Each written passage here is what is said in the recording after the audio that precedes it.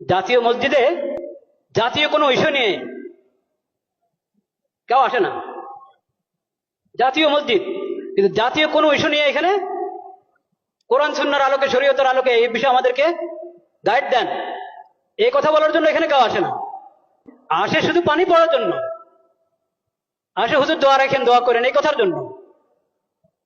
এই কথার জন্য আসে না যে জাতিসংঘের দপ্তর ঢাকাতে তাদের অফিস করার জন্য, দপ্তর করার জন্য কথা উঠছে, এটা কি আমাদের জন্য ঠিক হবে? হুজুর কোরআন সুন্নাহর আলোকে একটু বলেন। এটা লালবাগ শাহী মসজিদের খতিবের কাছেও যায় নাই, চকবাজার শাহী মসজিদের খতিবের কাছেও যায় নাই, আন্দরকিল্লার খতিবের কাছেও যায় নাই, বয়তুল মোকাররম জাতীয় মসজিদের খতিবের কাছেও আসে নাই। কেন? আল্লাহ ইমাম এবং খতিবকে কেন ইমাম বানিয়েছেন এটা তারা জানেই না, বুঝেই না। একটা ধর্ম মন্ত্রণালয় আছে, ধর্ম মন্ত্রণালয়ের মধ্যে একজন আলেমকে বসানো হয়েছে, মাশাআল্লাহ, খুশির বিষয়, বিজ্ঞ আলেম, কোরআন সুন্নাহর আলেম।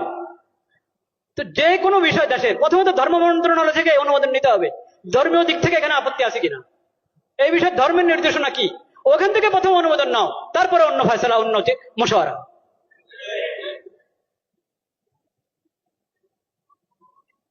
লজ্জা মরে যাওয়া উচিত বাংলাদেশিদের, যে তাদের কাছে কোরআন হাদিস থাকতে, নবীজির সিরত থাকতে, তাদেরকে মানবতা শিখাতে আসছে পশ্চিম দেশ থেকে।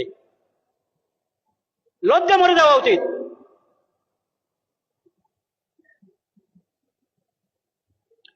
আমরা আল্লাহকে সাক্ষী রাখছি, আমরা এসব অপকর্মের সঙ্গে বিলকুল আমরা সম্পর্কযুক্ত না।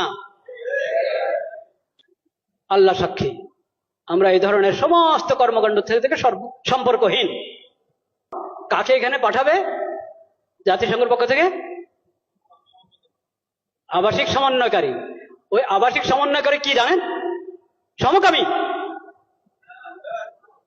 বলেন নাউজুবিল্লাহ। এখন ওখান থেকে প্রস্তাব পাঠানো হয়েছে, এখান থেকে হ্যাঁ বলতে আর কতক্ষণ লাগবে আল্লাহ জানেন।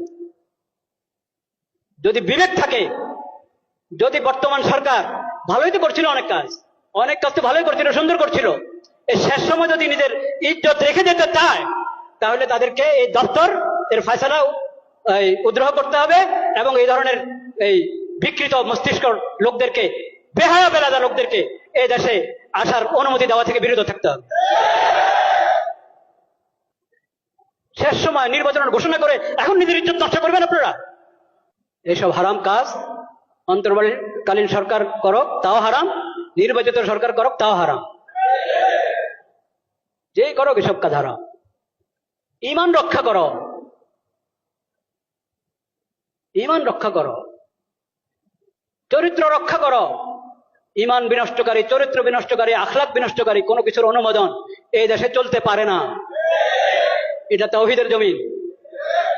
আল্লাহ তাআলা হেফাজত করেন।